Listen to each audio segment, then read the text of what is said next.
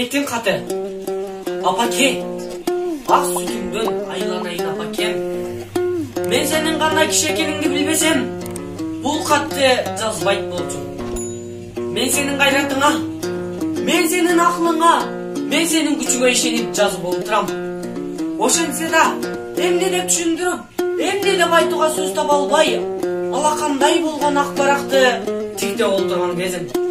Акыры түбү менин кылган ишимди туура деп табарсың. Ооба апа, сөзсүз туура дерсиң.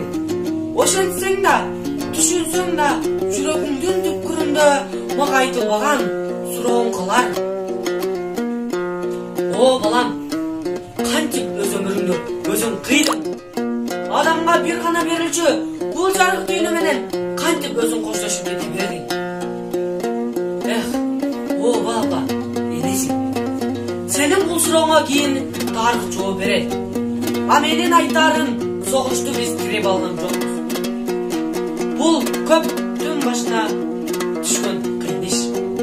Адам баласынын башына түшкөн зулум күч. Биз аны менен күрөшпөй кое албайбыз. Аны үчүн кан төгүп, аны үчүн жан берип, аны кыйратып жок кылууга үмүттүбүз. Антисек биздин адам деген атыбыз өчөт. Уйлаба апа, менин артыман тияк калды жок депе.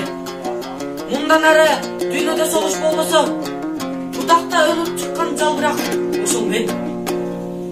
Бой жеткен кыздардын чуудураган көздөрү ошол мен.